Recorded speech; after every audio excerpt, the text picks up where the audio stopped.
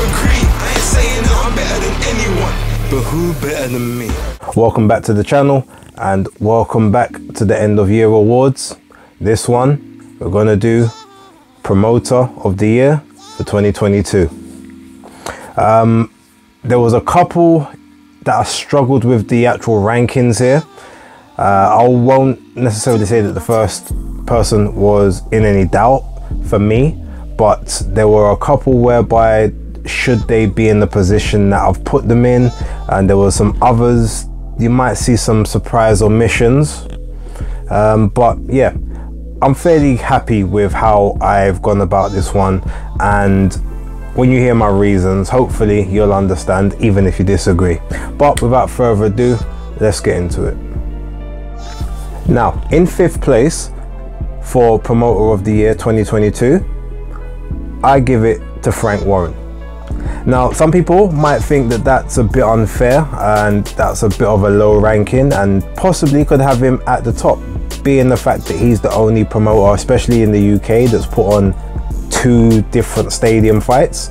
And whether I believe or not there was 94,000 people in Wembley, or if it was 90 or 88, 85, 75, etc., the ticket sales do state that there was 94,000 people that paid tickets.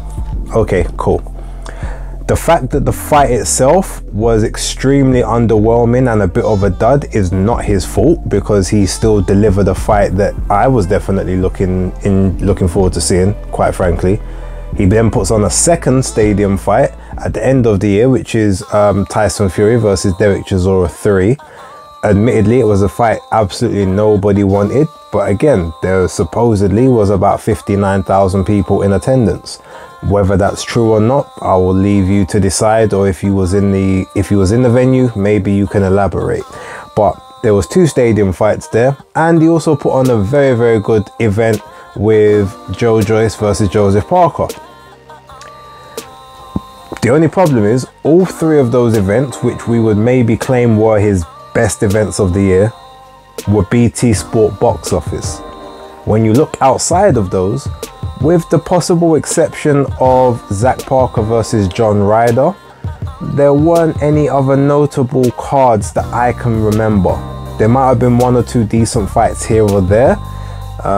Denzel Bentley versus Marcus Morrison kind of rings a bell, but I know there was a decent fight on the undercard. I know Dex Spellman was in there. I can't remember who he was in the ring with though.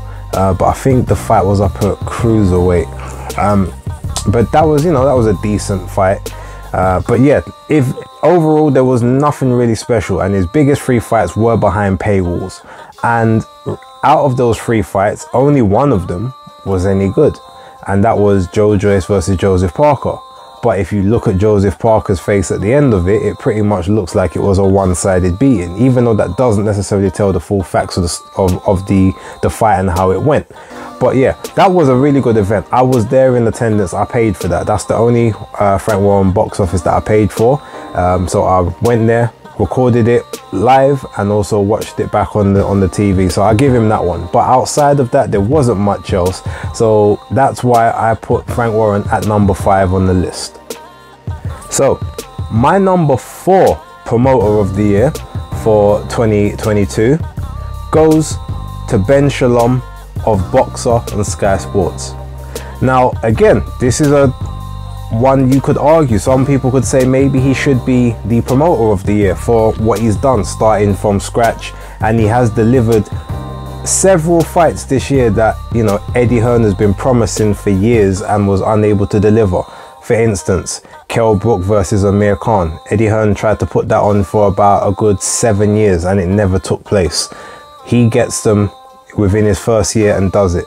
Savannah Marshall, Clarissa Shields, or Clarissa Shields, Savannah Marshall, however you want to look at it, he got that together, whereas Eddie Hearn spent 2.5, 3 years trying to get that one together and was unsuccessful also. Then you look at what Boxer have done for Natasha Jonas, like got her in 3 title fights this year, had her unifying 3 belts at a division, 2 divisions up from where she had last competed before. A lot of Olympic talent went there this year and have done pretty well.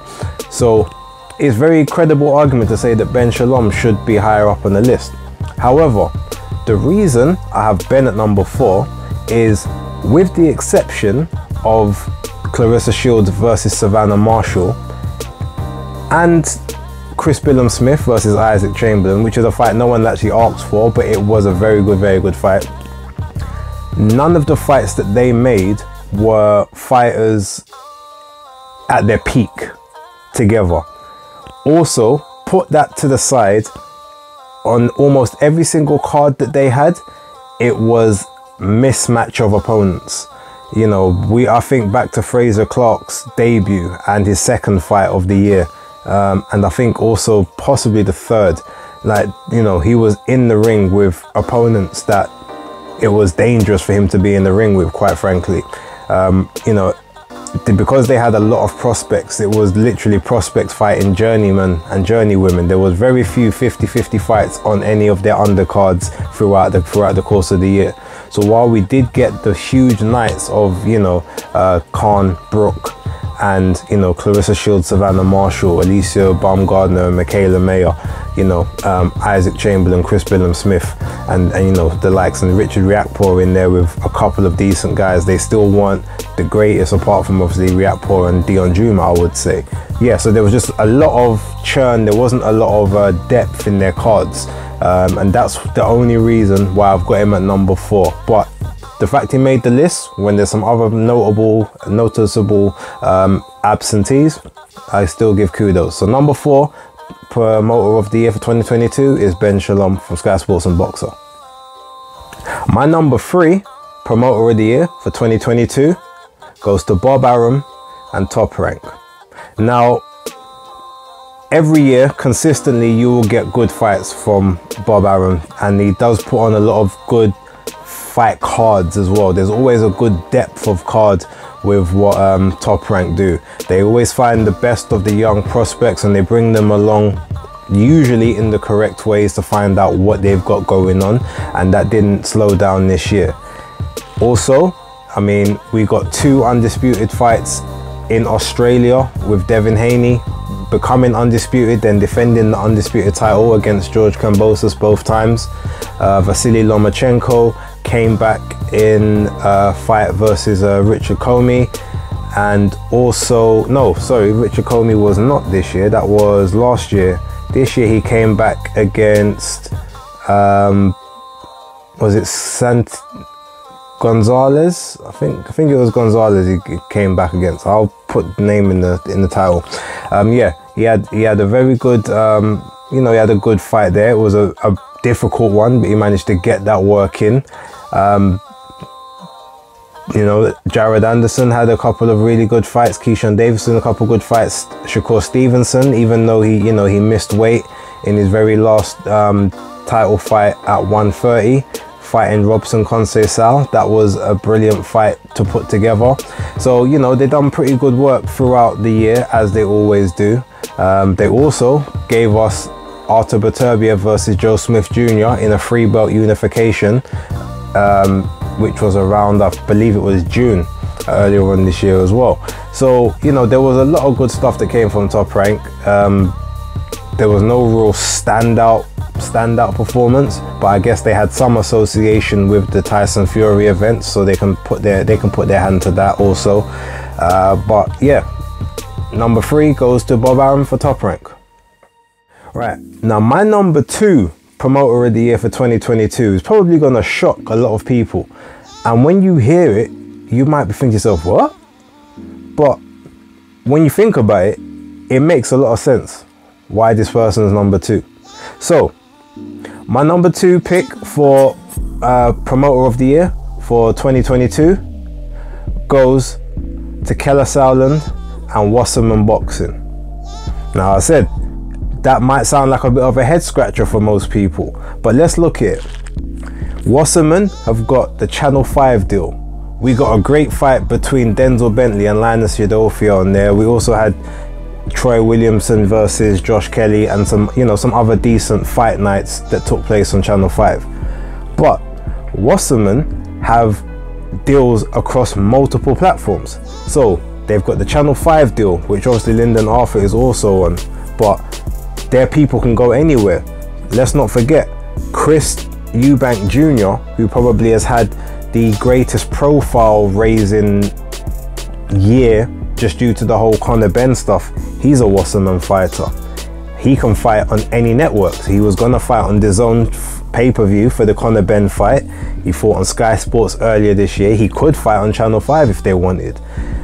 Also, they've got the Misfits and DAZN Misfit series that they now co-promote on DAZN. Wasserman are almost as global as Matchroom are at the moment in terms of the hands they've got in each individual pie. And the fact that they're the only promoter that has no problem being able to work with every single other promoter just makes their stay in the game a very, very strong one. So for those reasons, that's why I have Wasserman as my number 2 promoters of the year for 2022. So Kalasalan, big up and congrats to you. But look, when it comes down to it, there's absolutely no surprise here. So my number 1 promoter of the year for 2022 goes to Eddie Hearn of Matchroom Boxing. Now, Eddie has had some stinkers this year in terms of PR relations. The Lawrence Okoli situation, which is just recently coming out, horrid. However, whether he was in the right or in the wrong, the optics of it look nuts. And I think the only reason he gained any ground and favor with fans with that whole situation was because of the, the Candy and Django tweets that came out earlier from Lawrence, which, they left a bad taste in a lot of people's mouths, mine included. But he's had the Conor Benn situation. Anthony Joshua lost his rematch with Alexander Usyk, effectively removing him from the heavyweight title picture for the foreseeable future. He had Canelo Alvarez, who was his other cash cow, lose to Dimitri Bivol earlier on in the year. So there was a lot of losses that took place for Eddie Hearn in that sense of things. But within those losses, also there was some notoriety that was to be gained from that. Canelo Alvarez lost to Dimitri Bivol, but Dimitri Bivol became a breakout star to the world. Like, the boxing community knew just how good he was, but now the rest of the world does. He piggybacked and parlayed off of that with the fight against Zurdo Ramirez.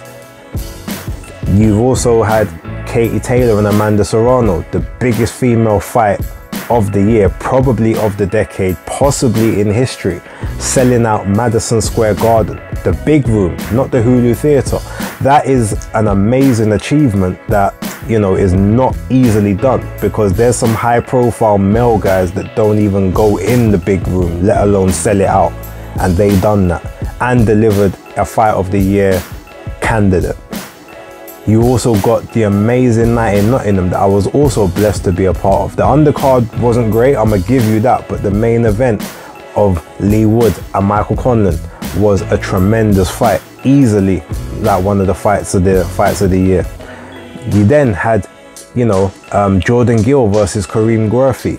That fight in itself had a little bit of everything, and that was on an undercard.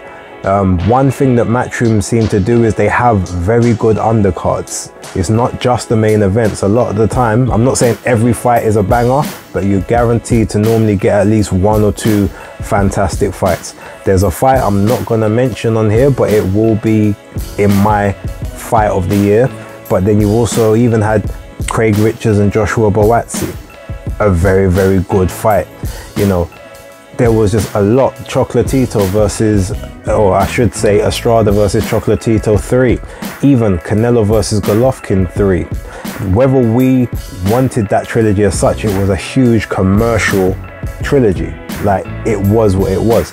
So when you just look at who's delivering, more consistently than anyone else around the world, not even just in the UK or the US, you got the Middle East, now you got Australia as well. It has to be Eddie Hearn.